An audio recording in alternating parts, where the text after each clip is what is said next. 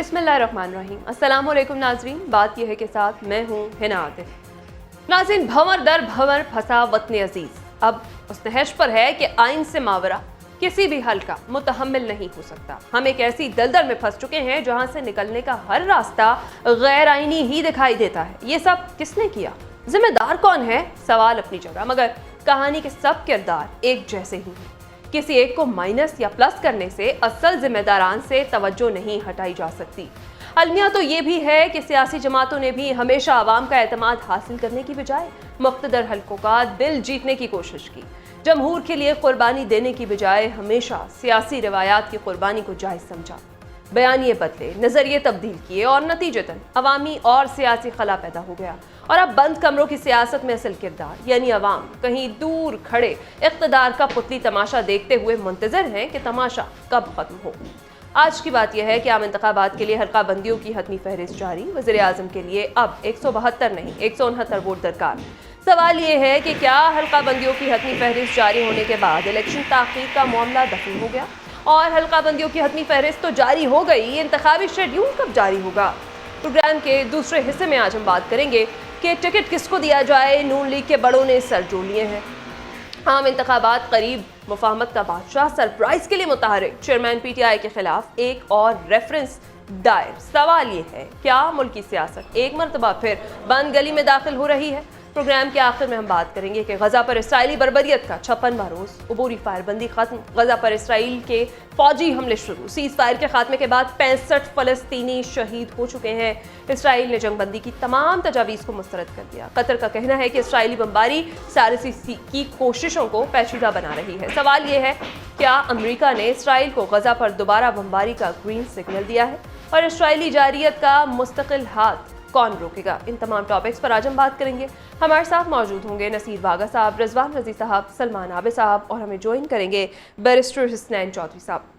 मैं आपसे आगाज़ करूंगी। नसीर वागा साहब, कल हम बात कर रहे थे कि चहमगइयाँ हो रही हैं, इंतखाबात में ताख़ीर के हवाले से बातें की जा रही हैं।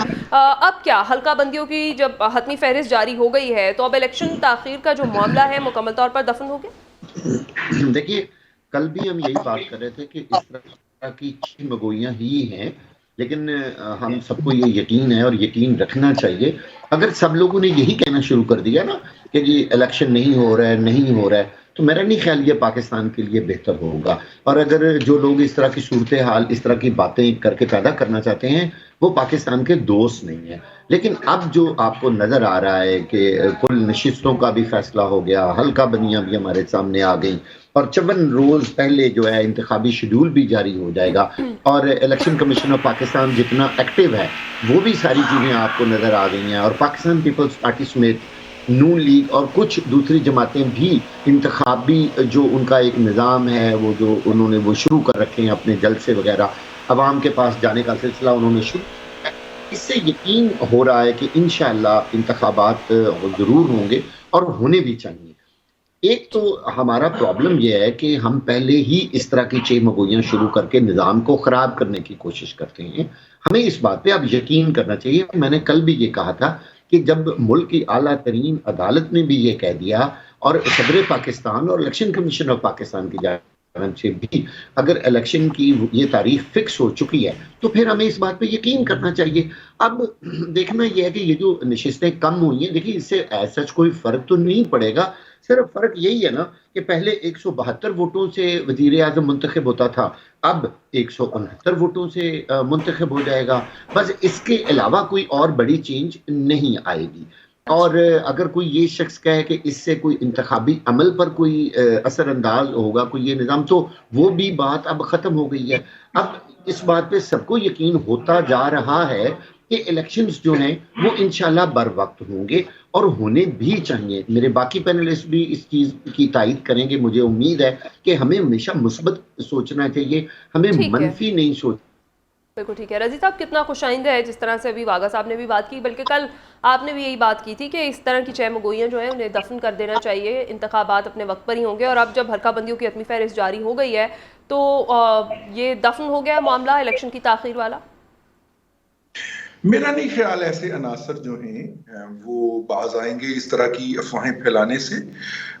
ये हालांकि सुप्रीम कोर्ट का बड़ा वाज़ेह हुक्म मौजूद था और जिसके ऊपर बड़ी तनकीद भी हुई थी कि उन्होंने कहा कि मीडिया के ऊपर इस अमर पे कोई बहस मुबाहिसा नहीं होगा कि इलेक्शन नहीं होंगे, इलेक्शन होंगे। ये इस अंडरस्टैंडिंग के बाद या इस डिक्लेरेशन के बाद अब सुप्रीम कोर्ट ऑफ पाकिस्तान की सबसे बड़ी अदालत है। जिन लोगों ने तहमगोइयां फैलाई हैं, मेरी चीफ जस्टिस साहब से गुजारिश होगी कि वो उनको अपनी अदालत में तलब फरमाएं और उनकी गोशमाली करें तौहीन अदालत के मुकदमे के अंदर, ताकि आइंदा इस तरह से अदालती अहकामात का मजाक उड़ाने से बाज रहा जा सके।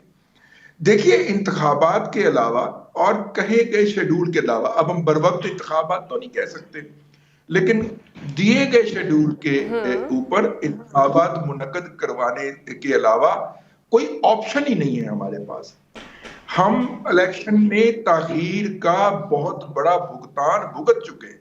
मैंने कल भी अर्ज किया था कि 1958 के अंदर जो इलेक्शन मुलतवी हुए वो जाके इस कौम को 1970 में जाके वो इलेक्शन मिले थे। इसी तरह जो 1979 के अंदर इलेक्शन का इल्तवा किया था वो जाके 88 में कौम को इलेक्शन मिले थे। तो हम इसी तौर पर इलेक्शन के इल्तवा को अफोर्ड नहीं कर सकते। अब मसला ये होगा कि इस इलेक्शन के अंदर हिस्सा लेने वाले जितने भी फरीकैन हैं, क्या उनकी अपनी तैयारी पूरी है और क्या वो इन इलेक्शन के अंदर हिस्सा लेंगे और इन इलेक्शन की शफाफियत को तस्लीम करेंगे या उसके ऊपर सवालात उठाएंगे। तो ये मुस्तकबिल का है। अब 12 दिसंबर की टेंटेटिव डेट दी हुई है, जबकि इलेक्शन शेड्यूल अनाउंस हो जाएगा। फिर हम देखेंगे कि इलेक्शन मुहिम होती है, किस तरह से पार्टियां जाके इलेक्शन में कूदती हैं और किस तरह से जलसे होते हैं। वो फिर एक इलेक्शन का माहौल 12 दिसंबर के बाद बनना शुरू होगा और देखें क्या होता है। ठीक है सलमान आबिद साहब, तमाम अब जो इबाम है वो ख़त्म हो चुके हैं, अब भी कोई इबाम बाकी है? क्योंकि हल्का बंदियों की जो हतमी फहरिस्त है वो जारी हो गई है, तो अब जो ताख़ीर का मामला था, जो चहमगोइयाँ हो रही थी, वो बात अब ख़त्म हो जाएगी। देखिए, बुनियादी तौर पे तो यही होना चाहिए और इसी असूल की बुनियाद पे आगे बढ़ना चाहिए कि इंतखाबात 8 फरवरी को हो रहे हैं।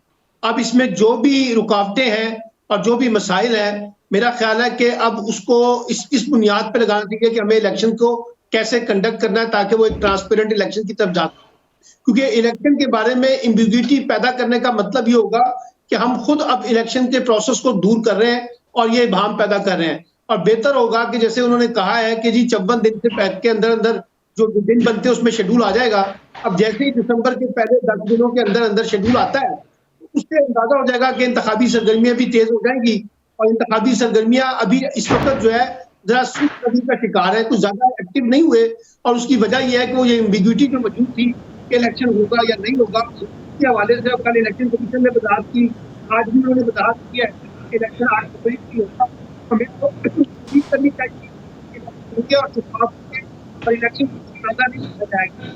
पाकिस्तान की है वो पार्टी इलेक्शन हारती है, उसके नजदीक इलेक्शन फेल नहीं होते, और जो पार्टी इलेक्शन जीत जाती है उसके नजदीक फेल होते हैं। ये इलेक्शन कमीशन के ऊपर और निगरान हुकूमत पे जिम्मेदारी है कि इलेक्शन के हवाले से, फेयरनेस के हवाले से, उसकी ट्रांसपेरेंसी के हवाले से, उसकी लेवल प्लेइंग फील्ड के हवाले से जो भी चीजें हैं वो ले, ताकि इलेक्शन मुतनाज़ा ना बने। कि अगर इलेक्शन मुतनाज़ा बनता है तो फिर प्रॉब्लम है, वो भी रोना होगा। वही इलेक्शन के बाद बातें जो है इलेक्शन आपने उनकी इस्लामी अपना महाजराई और माहौल बनेगा जो पाकिस्तान की सूरत नहीं है। इस वक्त तो बुनियादी सवाल जो है, पहला सवाल ये था कि इलेक्शन 8 फरवरी को होने चाहिए। अब अगर इलेक्शन 8 फरवरी को हो रहे हैं तो फिर इलेक्शन के अंदर जो ट्रांसपेरेंसी के मामलात हैं, शफाफियत के मामलात हैं, वो फोकस किया जाए। और यही इलेक्शन जो है तमाम सियासी क़यादतों को एक दफा फिर बुलाए और उनके साथ बैठकर कुछ मामलात कोड ऑफ कंडक्ट पे तय करे। क्योंकि ये जो एलिगेशन बेस्ड पॉलिटिक्स निकल के आ गई है सामने, अगर इसी की बुनियाद इंतखाबी मुहिम चलनी है तो उसमें कशीदगी पैदा होगी, उसमें तनाव पैदा होगा, टकराव पैदा होगा। वो भी हमारे हक में नहीं है।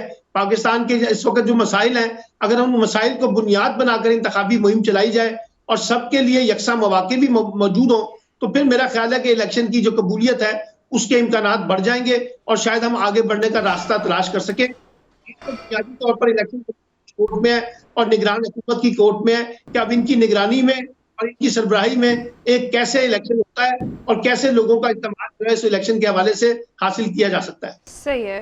बैरिस्टर साहब, कितना खुशाइंद है, हतमी फहरिस्त जो है वो जारी हो गई है हल्का बंदियों की, और अब जिस तरह से चीफ इलेक्शन कमिश्नर कहते हैं कि हल्का बंदियाँ मुकम्मल, बाकी सब कुछ भी अपने वक्त पर होगा, तो हम उम्मीद रखें कि 54 रोज़ पहले जो है वो इंतखाबी शेड्यूल भी आ जाएगा। देखिए, पहली बात मैं ये बाइफिकेट करता चलूं कि transparency of elections and holding of elections, they are two different things. Election किस दिन होना है और उनकी शफाफियत क्या होगी, ये मेरे नहीं ख्याल से एक साथ डिस्कस होना चाहिए। फिलहाल डिस्कस करें क्या इलेक्शन उनकी बताई हुई डेट पे होंगे। जब हम डिले की बात करते हैं तो पहली चीज़ तो इलेक्शन तो पहले ही डिले हो चुके हैं। कानून ने, आपके जो आइन ने, आपके दस्तूर ने जो आपको तरीक़ाकार दिया था, जो आपको वक्त दिया था, जो आपके ऊपर कदगन लगाई थी कि आपने 90 दिनों में इलेक्शंस कराने हैं, उसको तो हम पहले ही बाईपास कर चुके हैं। तो हम आइन की तो बात ना ही करें, हमने आइन को हमेशा की तरह फिर से पामाल कर दिया है। अभी की बात यह है कि इलेक्शन कमीशन फ़िलहाल तो अगेन स्केड्यूल आएगा तो मज़ीद पता लगेगा, लेकिन फ़िलहाल जो हालात लग रहे हैं पॉलिटिकल पार्टीज़ के, नेवरदलेस मुझे लगता है कि जो उन्होंने उस पर हो जाएंगे। अब वो डेट जो दी है उस पर क्यों होंगे, उसकी भी मैं आपको वजह बता दूँ। जो प्रेजेंट, पहली बात, इससे पहले मैं एक और बात कहूँ, जो प्रेजेंट सुप्रीम कोर्ट है उसने एक ऑर्डर, मेरे ख्याल में तो इस मामले में गुफ्तगू भी करना इस little bit contemptuous. Chief justice साहब ने बड़ा कैटेगोरिकली कह दिया कि इस पे अब आप कोई एनालिसिस भी ना दें, और उनकी वजह क्या थी, बिकॉज जब वो ऑर्डर पास करते हैं उनको पता है कि मैंने इसकी पासदारी कैसे करानी है। ये वो सुप्रीम कोर्ट नहीं जो 14 मई को कहे और उसके बाद भूल जाए कि मैंने इलेक्शन की डेट दी हुई थी। ठीक है, ये वो सुप्रीम कोर्ट है इस वक्त कि अगर कोई सुप्रीम कोर्ट के अंदर स्टेटमेंट देकर उससे आगे पीछे बढ़ने की कोशिश करे तो उनको भी पता है कि उनके साथ क्या होगा। तो इस सुप्रीम कोर्ट के, प्रेजेंट सुप्रीम कोर्ट के होते हुए anyone can have the audacity, किसी में इतनी मजाल होगी कि वो एक अंडरटेकिंग देके उससे आगे बढ़ सके। बिल्कुल ठीक है। रज़ी साहब, जाते जाते ब्रेक पर जाने से पहले मैं वज़ीर आज़म के लिए अब 172 नहीं 169 वोट दरकार होंगे। आसान हो गया वज़ीर आज़म बनना अब, क्योंकि एक्स फाटा की नशिस्तें जो हैं 6 वो ख़त्म हो गई। देखिए, मैं तो वो जो इलेक्शन डिले कराने वाले अनासर हैं उनके आज की मैं परफॉर्मेंस का इज़हार कर रहा हूँ, क्योंकि अनवारुल्लाह काकड़ साहब से शहजादा शाह चार्ल्स से किंग चार्ल्स ने हाथ मिलाया है और मोदी को नजरअंदाज करके उनके साथ खड़े रहे हैं। ये बड़ा बेहतरीन कंटेंट है कि इसके ऊपर ये अफवाह फैला दी जाए कि पाकिस्तान में इलेक्शन लेट होने जा रहे हैं।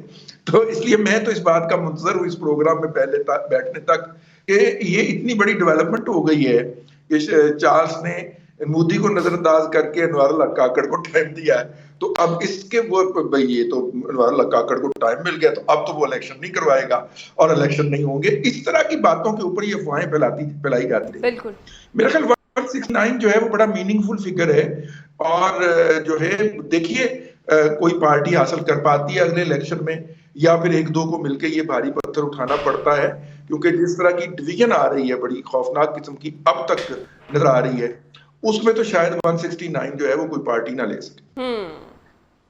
ठीक है जी, ब्रेक का वक्त है, ब्रेक पर जाएंगे, ब्रेक के बाद वापस आएंगे, वतन अजीज़ की सियासत के हवाले से ही बात करेंगे कि इंतखाबात के लिए सियासी पार्टियां मुतहरिक दिखाई दे रही हैं, टिकट्स की तकसीम के हवाले से जो मामलात हैं वो ज़ेर गौर हैं, इन पर बात करते हैं इस ब्रेक के बाद। वेलकम बैक नाजरीन, इंतखाबात करीब है, टिकट किसको दिया जाए, नून लीग के बड़ों ने भी सर जोड़ लिए हैं और मुफाहमत के बादशाह सरप्राइज़ के लिए मुतहरिक दिखाई दे रहे हैं चेयरमैन PTI के खिलाफ। दूसरी जानिब एक और रेफरेंस दायर है, वारंट गिरफ्तारी जारी कर दिए गए हैं। सवाल ये है कि क्या मुल्की सियासत एक बार फिर बंद गली में दाखिल हो रही है? सलमान आबिद साहब, अगर हम देखें पाकिस्तान तहरीक इंसाफ की जो इस वक्त जो सिचुएशन है जो हम देख रहे हैं उसको मद्देनज़र रखते हुए लगता है कि ये इंतखाबात भी 90s के इलेक्शंस की तरफ हम जा रहे हैं और वही दो जमातें हैं जो जिनका आपस में मुकाबला होने जा रहा है, जो अभी भी एक दूसरे पर तनकीदी निश्तर भी बरसा रहे हैं। देखिए, पाकिस्तान में जो इंतखाबी कहानी है वो अगर आप उसका जायजा लें तो पहला सवाल तो ये रहा है कि पाकिस्तान के अंदर इंतखाबात की शफाफियत पर हमेशा से सवालिया निशान रहे, और दूसरा मसला ये रहा है कि इंतखाबात में जो मुदाखलत है जो हमारे ताकतवर तबकात हैं उनकी हमेशा से रही है। उन्हीं की बुनियाद पे इंतखाबी इत्तेहाद भी बनते रहे हैं और उन्हीं की बुनियाद पर इलेक्शन के जीत और हार का फैसला भी होता रहा है। अब तीसरी बात यह है कि इस दफा PTI जो है उस पर यकीनी तौर पर काफी मसाइल नजर आ रहे हैं, और उन मसाइल की रोशनी में ये कहना कि पीटीआई जो है कोई बड़ा फैसला कुन किरदार अदा कर सकेगी इंतखाबात में, वो तो बड़ी दूर की बात है।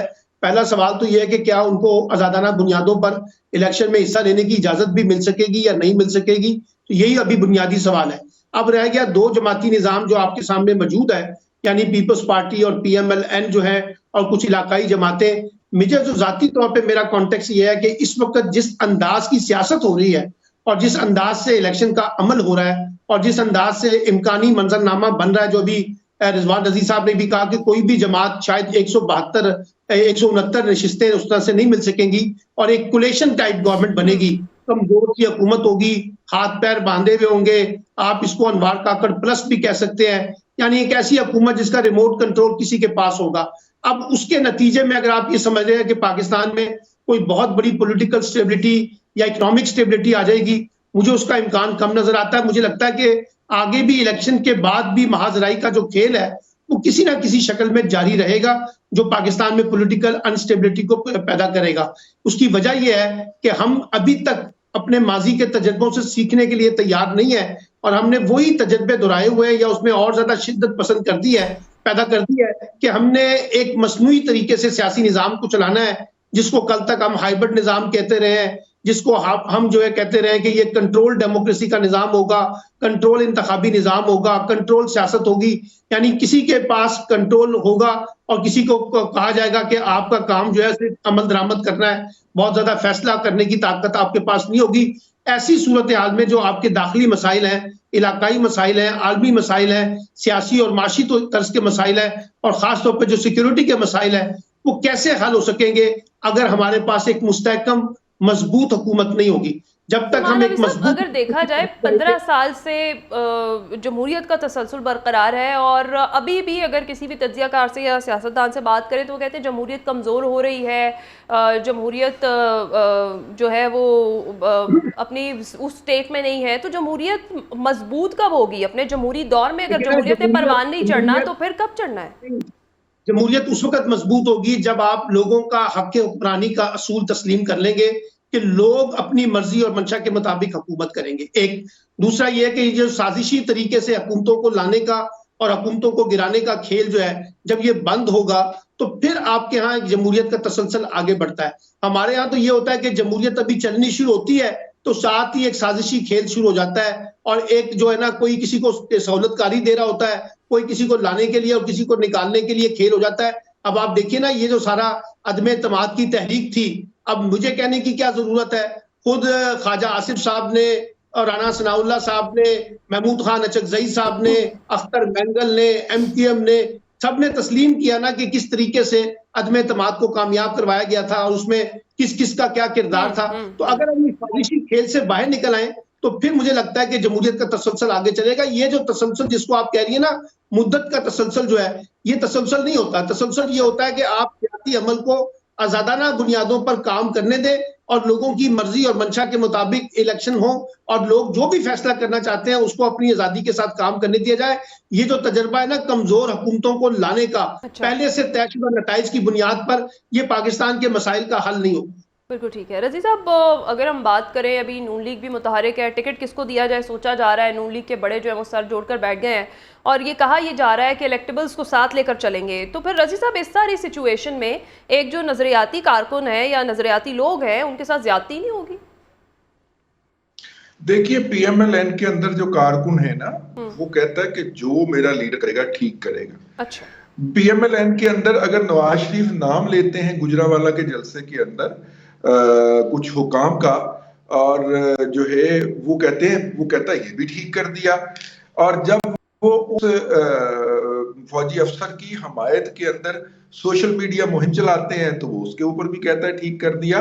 तो पीएमएलएन का जो पॉलिटिकल वर्कर है वो नफ्से मुतमइन्ना किस्म का कारकुन है, इसलिए उसको तो कोई फर्क नहीं पड़ता।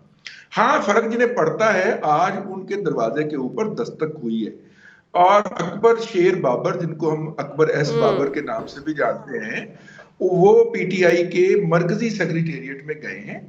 और मतलब कि मजे की बात यह है कि मरकजी सेक्रेटेरिएट में तकरीबन 13 साल स्टाफ है, जी 13 साल बाद गए हैं। जो स्टाफ है उन्होंने मुस्कुरा के उनके लिए दरवाजा खोला है और वो अंदर गए हैं। उनके साथ पीटीआई के तासीसी अरकान भी थे और उन्होंने कहा कि जी हमने तो इलेक्शन लड़ना है।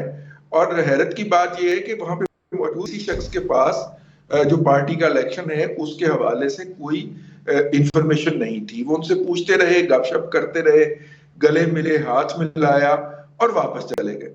अब अगर फर्ज करें कि कोई भी कल को नामजद तो कर दिया हुआ है ना चेयरमैन तहरीक इंसाफ ने, वो बंदा मुंतखब हो जाता है और ये लोग जो हैं ये पीटीआई के बानी के नाम के ऊपर अदालत में चले जाते तो फंडा तो पड़ गया ना। अब पीटीआई का ये मौकफ रहा है जो गैर कानूनी फंडिंग जो है, इलीगल फंडिंग जो है, उसके केस के अंदर ये मौकफ रहा है कि हमने इनको पार्टी से निकाल दिया था। उन्होंने आगे से कहा कि जी इन्हें कहें कि वो प्रोसेस दे दे, कब इन्होंने मुझे शोकाज किया था, कब इन्होंने मेरी हेयरिंग की थी और कब इन्होंने मेरी पार्टी की जो मेंबरशिप थी वो टर्मिनेट कर दी। पीटीआई उस वक्त अदालत में ये चीजें फराहम नहीं कर सकी।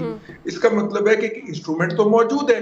पीटीआई के जो भी चेयरमैन, कायम मुकाम चेयरमैन हो या केयर टेकर चेयरमैन हो या मुस्तकिल चेयरमैन हो, वो होंगे इन इलेक्शन के नतीजे में। अकबर बाबर साहब तैयार बैठे और उन्हें मुकदमेबाजी का शौक भी बहुत है, तजर्बा भी बहुत है। पहले भी गैर कानूनी फंडिंग जो थी उसका मुकदमा उन्होंने 13 साल लड़ा है और 13 साल के बाद उसको वो अदालत में ला पाए हैं इलेक्शन कमीशन से उठा के। तो मेरा मतलब है कि ये भी एक किस्म का उनको एक और शुगल मिल जाएगा। तो ये कोई पार्टी में मजीद टूट फूट देख रहे हैं। अब देखें उस पार्टी के ऊपर जो है वो बैरिस्टर गौहर साहब जो हैं वो अभी कुछ ही दिन पहले पीटीआई से पाकिस्तान पीपल्स पार्टी से पीटीआई में शामिल हुए हैं। और आज मैं एक आर्टिकल पढ़ रहा था एक वेबसाइट के ऊपर कि मतलब के सियासत के सुल्तान जनाब आसफ अली जरदारी साहब ने किस महारत के साथ पीटीआई को टेक ओवर कर लिया, तंजन लिखा गया हुआ एक आर्गूमेंट था। लेकिन बहरहाल बैरिस्टर गौहर साहब जो हैं वो कुछ अर्सा पहले तक तो सिर्फ वकील ही थे ना, अब वो कायम मुकाम चेयरमैन भी बनने जा रहे हैं और उनकी चेयरमैनी के ऊपर ये एतराज होने जा रहा है। तो इसका मतलब है कि पार्टी को इन मसाइल से निपटने के बाद बहुत कम वक्त मिलेगा कि वो इलेक्शन कैंपेन जो है वो प्रॉपरली पूरे स्पिरिट और फोर्स के साथ रन कर सके। बिल्कुल ठीक है। बैरिस्टर साहब मैं आपकी जानिब आती हूँ। नवाज शरीफ के अगर केसेस के हवाले से अगर हम बात करें तो अब अल अज़ीज़िया रेफरेंस में भी सज़ा के खिलाफ अपील जो है समाअत के लिए मुकर्रर कर दी गई है। एवन फील्ड से पहले रिलीफ मिल गया है। तो क्या लगता है कानूनी मुश्किलात जितनी थी वो अब ख़त्म हो गई हैं? मैं अगर आप इजाज़त दें तो ये रेफरेंसेस पे आने से पहले रज़ी साहब की बात को कंटिन्यू कर लूँ। अगर आप जी अब पीटीआई के अंदर इस टाइम पे वॉर ऑफ सक्सेशन चल रही है।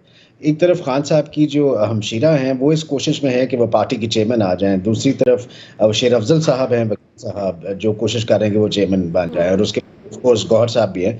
तो it's more of a war of succession in PTI because उन्होंने एक चीज़ को तो एडमिट कर लिया है कि वो जो पहले कहते थे minus Khan is a red line you know which no one can cross, अब उन्होंने एडमिट कर लिया कि खान साहब का पीटीआई के अंदर सच और सियासत के अंदर भी शायद सच फ्यूचर ना हो। तो अब खान साहब की फैमिली भी सक्सेशन के अंदर आना चाह रही है, कुछ नए वकला साहब भी हैं वो आना चाह रहे हैं, वकीलों में भी लड़ाई पड़ी हुई है कि शेर अफजल आएगा या गौहर साहब आएंगे या कोई और। So that's PTI story. तो क्या समझते हैं इस सारी सिचुएशन के अंदर जो पीटीआई का वोटर है वो फिर भी रहेगा पार्टी के साथ, या फिर जैसे पार्टी टूट फूट का शिकार है उस तरह से वोटर्स भी मसले में पड़ जाएंगे? अब इसकी भी देखिए, अगर आप इसका लॉजिकल आंसर है वो ये कि these people who are trying to be, जो आना चाह रहे हैं as the chairman, they are not electables, उनका सियासत से कोई लेना देना नहीं है। मैं गौहर साहब को बड़ी अच्छी तरह, he is an amazing lawyer, Aitzaz Hasan sahab associate थे, उसके बाद उनकी चेंबर संभालते रहे, तो he is an amazing lawyer. Afzal is an amazing lawyer but you know they are not politicians, उनकी कोई हल्का नहीं है, उनकी कोई इंग्रेस नहीं है लोगों तक, उनका कोई वोटर के साथ तल्लक नहीं है। तो जब आप नॉन इलेक्टेबल्स को पार्टी का चेयरमैन बना देंगे तो उनका कनेक्शन क्या होगा और पार्टी के नाम के ऊपर कितना ही वोट पड़ सकता है, that is a question to be seen. However अगर आप ये कहें कि उनकी कोई दस्तरस है, हल्का बंदी है उन्होंने की सियासत में, या सियासत ऐसी चीज़ नहीं है जो वेंसडेज या फ्राइडेज को हो सके, सियासत एक ऐसी चीज़ है जिसमें आपको ज़िंदगी लगानी पड़ती है, लोगों के साथ तल्लुक बनाना पड़ता है, लोगों की गमी खुशी में जाना पड़ता है। लेकिन पीटीआई के अंदर the people, specially the lawyers who are taking over, वो मेरे ख्याल में जो भी कर रहा है उसका बड़ा गलत बिकॉज वकील केस लड़ सकता है, अब वकील सियासतदान तब हो सकता है अगर उसकी कोई सियासत की ट्रेनिंग हो। यहाँ पे तो ये हो रहा है कि गौहर साहब is a good lawyer, Bashir Afzal good lawyer, लेकिन उनकी कोई हल्का के अंदर तो कोई सियासत है नहीं, तो क्या वो संभाल भी सकेंगे। दूसरी तरफ खान साहब की फैमिली की तरफ से भी बड़ा रिजेंटमेंट है। लोगों ने मिल बैठ के ड्राइंग रूम सियासत में उनकी बहन को कहा कि उठें और आप पार्टी संभालें, बिकॉज तो आपकी पार्टी है। तो लेट्स सी व्हाट हैपेंस। ठीक है, और दूसरी जानिब अगर हम नवाज शरीफ साहब के केसेस के हवाले से बात करें तो उसमें क्या लगता है, जो जितनी कानूनी मुश्किलात हैं वो ख़त्म हो जाएंगी? द मैटर्स सब जुडिस नंबर 1। दूसरी बात ये, मैं पहले भी आपके प्रोग्राम में कह चुका हूँ कि को अक्यूज जो हैं वो एक्विट हो चुके हैं। जब एक ही एफआईआर के अंदर या एक ही मुकदमे के अंदर को अक्यूज एक्विट हो चुके हों, फिर क्या पीछे केस है। उसके बाद साद रफीक साहब के केस में और क्या ना खुर्शीद शाह साहब के केस में सुप्रीम कोर्ट ने बड़ा क्लियरली होल्ड कर दिया था कि नैब को आपको पॉलिटिकल प्रोसिक्यूशन के लिए यूज़ किया है, प्रोसिक्यूशन के लिए नहीं। नैब की मुझे बताएं जितने भी पॉलिटिकल केसेस थे उनमें से किस में किसी को सजा हो चुकी है? हुसैन लवाई तक को सजा नहीं दे सके जो समिट बैंक वाले थे, बिकॉज आपने जितने भी मुकदमात थे वो शहजाद अकबर साहब जो थे वो बातों में तो बड़े तेज थे, वो आके डॉक्यूमेंट्स दिखाते थे, लेकिन जो उन्होंने, मैं खुद नैब की बगावत काफ़ी किया, जो अदालत के अंदर चीज़ें जमा होती है उनकी एविडेंशियरी वैल्यू नहीं है। तो मेरे ख्याल में मियाँ साहब का केस इज़ वेरी स्ट्रॉन्ग, और अब अगर एक्विटल हो जाए तो फिर लोग बोलने लग जाए कि ये तो प्लान था, कुछ ऐसा तो नो। आपने चलते फिरते वजीर आजम को भी वो बात जिस तरह सलमान आबिद साहब कर रहे थे कि consistency is important, I agree with Salman Abid. आपने चलते फिरते वजीर आजम को क्यों उतारा? आप पनामा केस के अंदर इकामा का फैसला किया, सुप्रीम कोर्ट ट्रायल कोर्ट बनी जो कि सुप्रीम कोर्ट का काम नहीं है। तो आपने, आपकी डेमोक्रेसी कब प्रिवेल करेगी? डेमोक्रेसी तब मैच्योर होगी, कब ग्रो करेगी?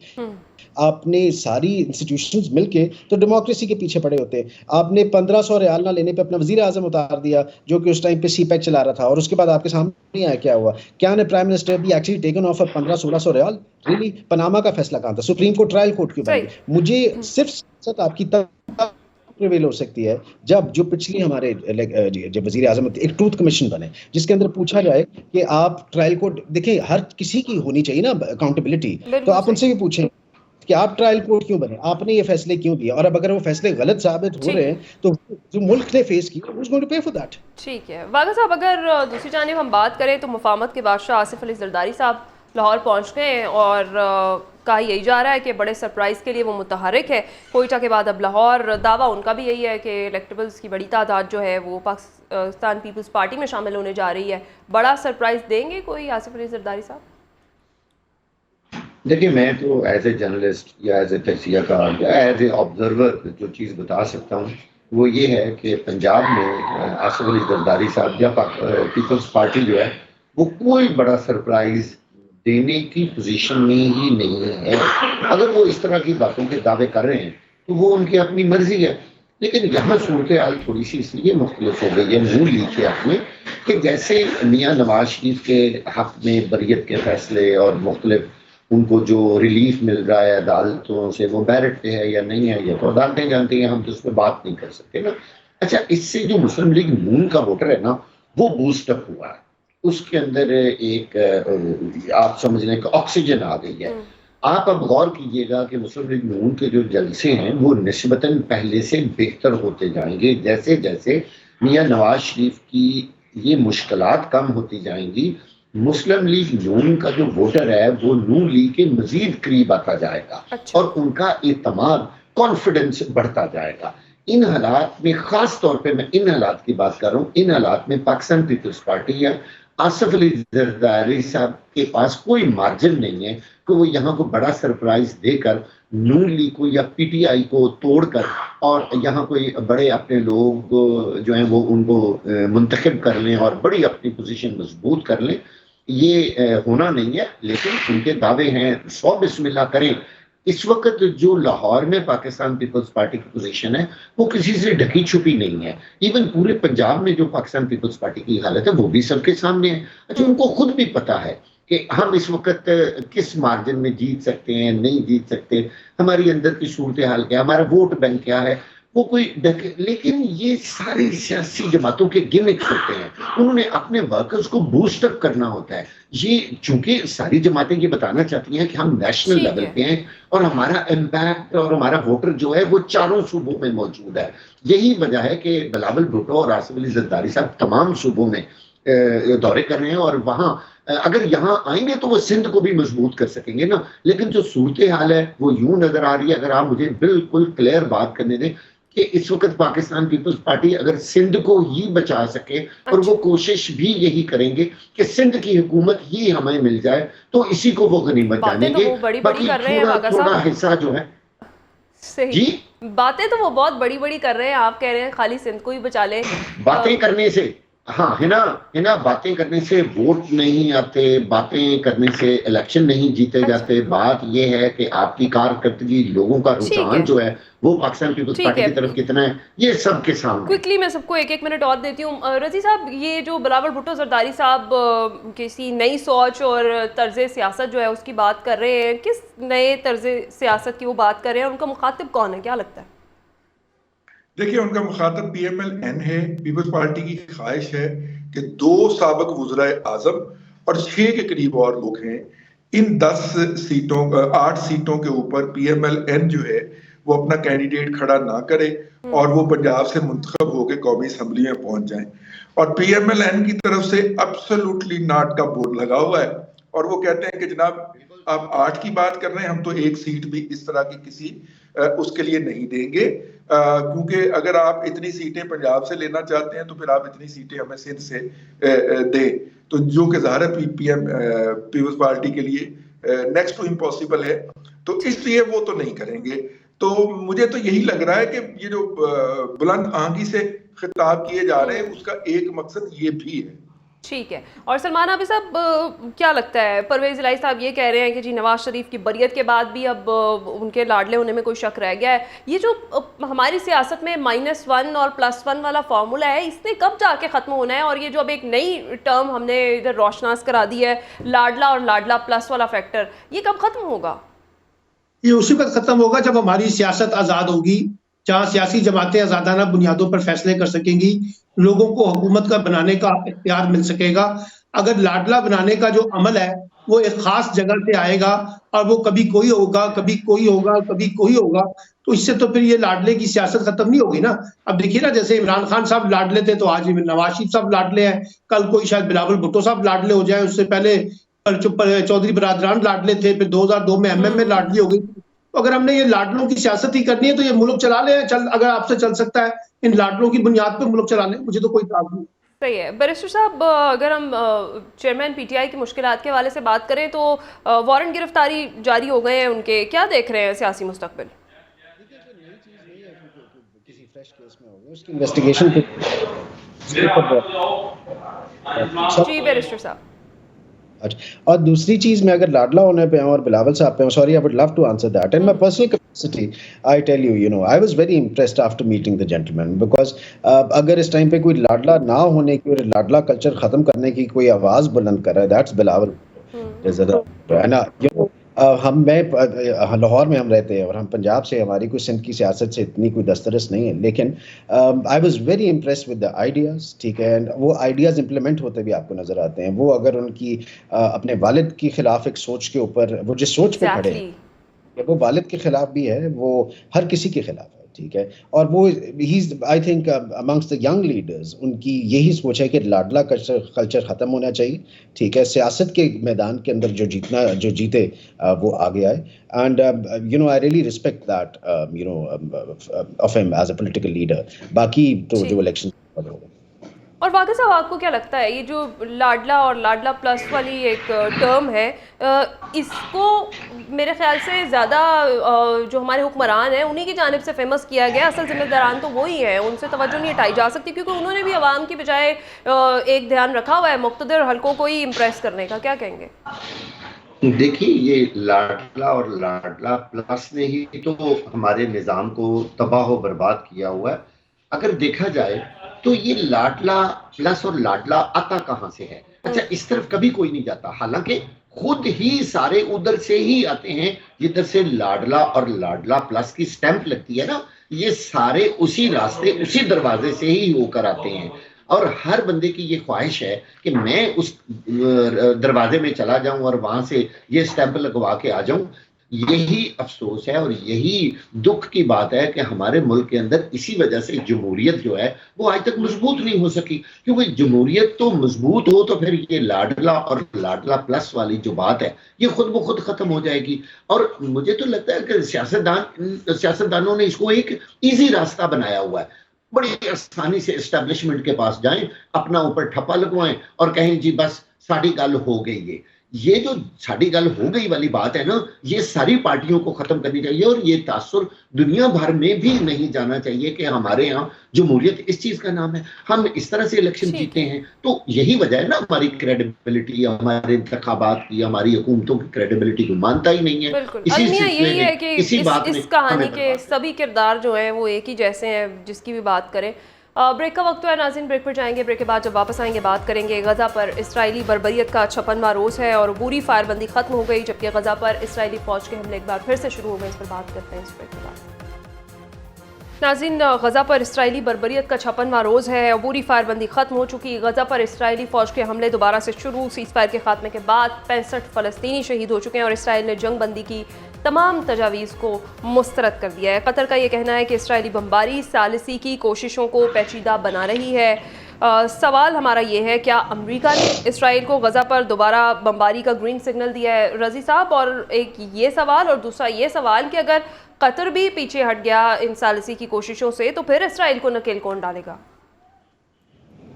देखिए, पहले भी नकेल थोड़ी डाली थी, पहले भी इसराइल की कंपल्शन बन गई थी, क्योंकि जितने उसके लोग जो थे वो हमास के जेरे कब्जा चले गए थे। उसकी बुनियाद के ऊपर नेतन्याहू के ऊपर प्रेशर शुरू हो गया था कि जनाब आप इनको वापस लाएं। वो उनको वापस लाए हैं। इस दौरान उन्होंने अपनी सफ़ों की असर नौ सफ़बंदी की है, अपनी फोर्सेस को ज्यादा इफेक्टिवली डिप्लॉय किया है। इसी तरह इसलिए आप देखें कि एक ही स्ट्राइक के अंदर उन्होंने 65 लोगों को शहीद किया है, जिनमें से 36 बच्चे हैं, शीर खार बच्चे हैं 36 के करीब।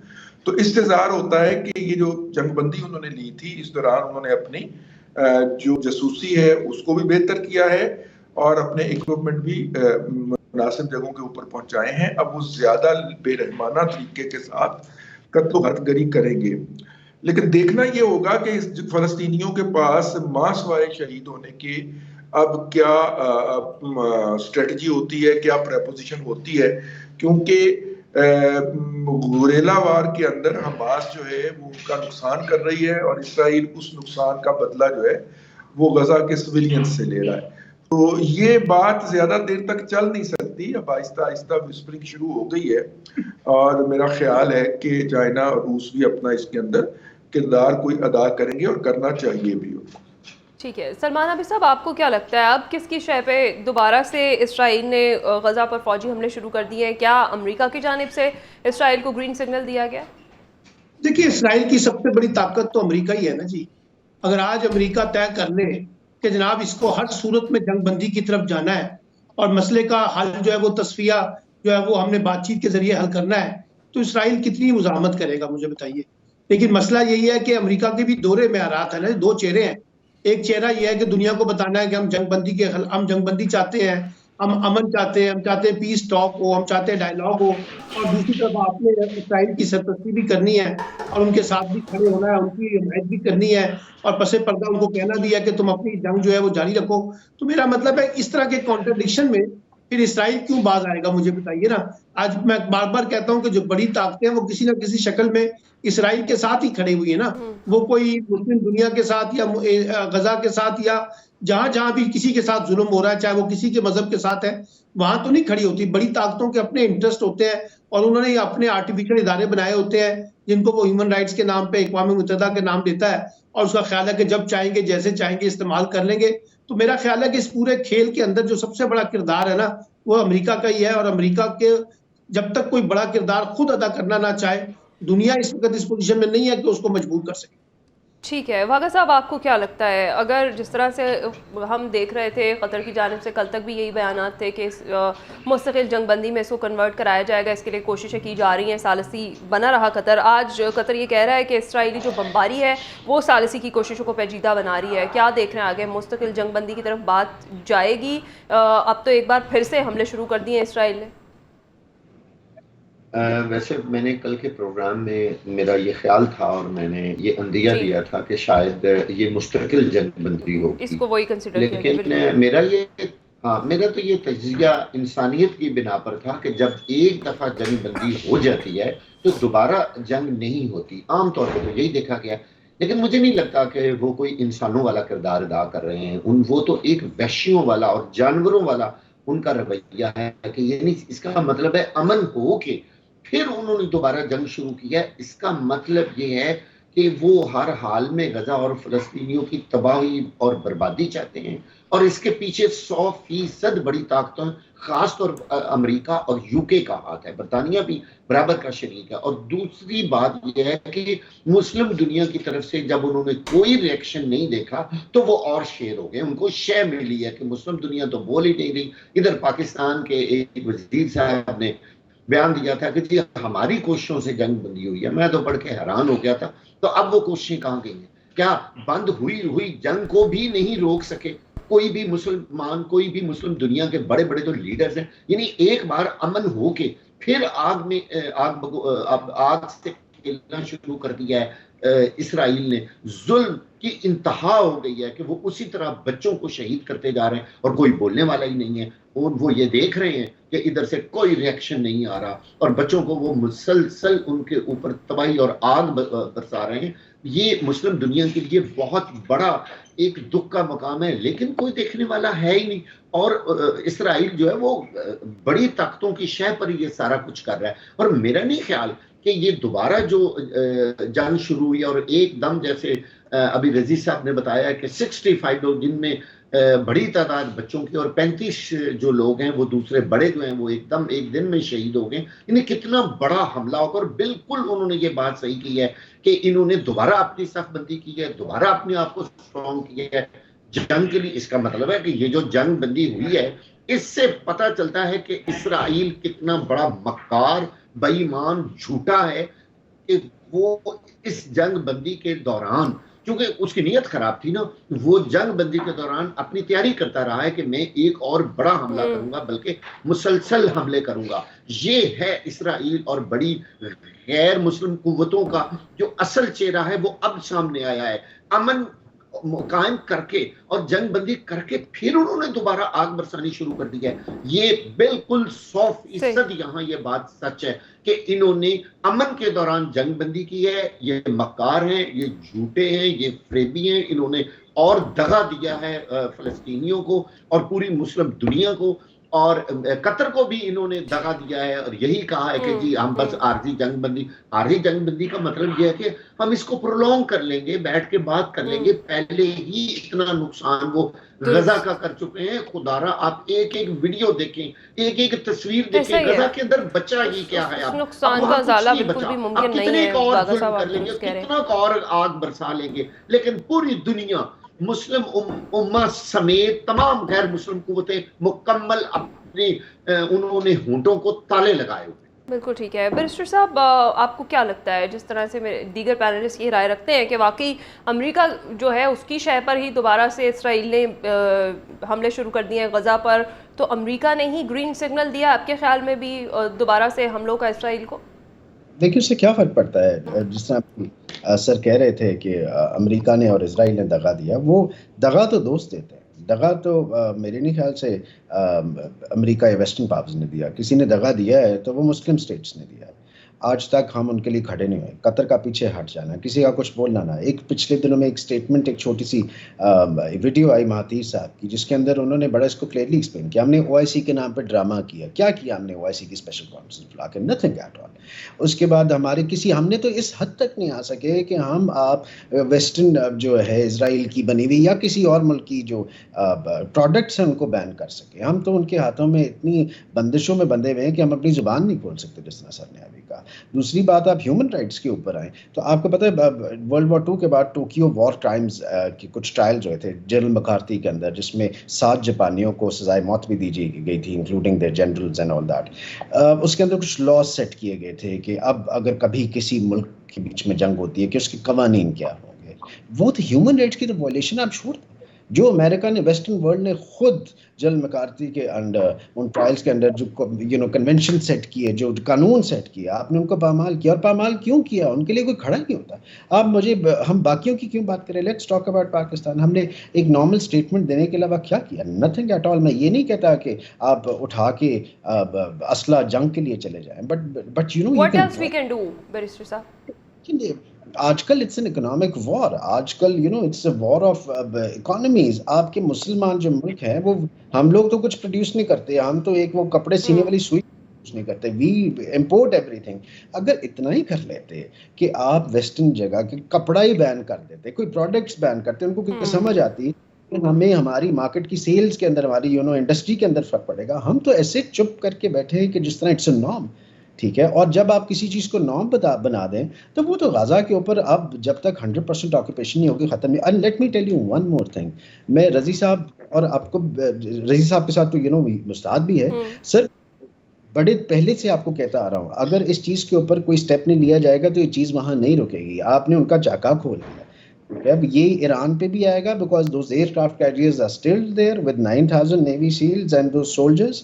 ये ईरान के ऊपर भी आएगा। ईरान के बाद हम समझते हैं कि ये इजराइल पैलेस्टाइन तक रुकेगा, नहीं, ये पाकिस्तान के ऊपर भी आपको आता नजर आएगा। हम जब गोरे आए थे तो बहादुर शाह जफर की जब तक कोर्ट में नहीं आया ना, वो जेल ही बैठ गया। तो हमने तो अपनी पे पट्टियां बांधी हुई। बिल्कुल ठीक। रज़ी साहब, प्रोग्राम का वक्त ख़त्म हो रहा है। क्विकली मैं आपसे जानना चाहूँगी, अब ये जो इसराइली जारियत है, इसको फिर मुस्तकिल तौर पर कौन रोकेगा? कौन इसमें किरदार अब अदा करेगा? देखिए, ये फ़लस्तीनियों की लड़ाई बना दी है हमने, और फ़लस्तीनियों को खुद ही लड़नी है। फ़लस्तीनियों को जो है वो ज़ाहिर है कि अमेरिका और यूरोप तो उनके साथ हैं, तो उसकी राइवल कुव्वतें भी यहाँ पे एग्जिस्ट करती हैं, और वो रशिया और चाइना है। उनको उनसे अप्रोच भी करना चाहिए और जाके उनसे बात भी करनी चाहिए, और 2 वीटोज हैं उनके पास। चाइना के पास ये मुस्लिम दुनिया ने करना होता तो अब तक कर चुकी होती। मुस्लिम दुनिया ने करना होता तो कर चुकी होती। वो सारी दुनिया का मसला है। मुस्लिम दुनिया ने कुछ नहीं करना, वो इंसानियत का मसला है, और इंसानियत के नाम के ऊपर से हमें करना एक अलग बात है। बिल्कुल ठीक है रज़ी साहब, वैसे आप दुरुस्त कह रहे हैं। मुस्लिम दुनिया का इसको मसला ना ही बनाया जाए, बेहतर है। फ़लस्तीनियों की लड़ाई है, वो खुद ही लड़ रहे हैं, और इसमें सबसे ज़्यादा नुकसान उन्हीं का ही हो रहा है। और जिस कदर जानी नुकसान इस जंग में अब तक हो चुका है, उस पर होश के नाखून लेने चाहिए मुस्लिम दुनिया को भी, और तमाम आलमी क़ुव्वतों को भी जो इस जंग को रोक सकती हैं और इस पर इख्तियार रखती हैं। आज के प्रोग्राम से इतना ख्याल रखिएगा। फीडबैक ज़रूर दीजिएगा। अल्लाह हाफ़िज़।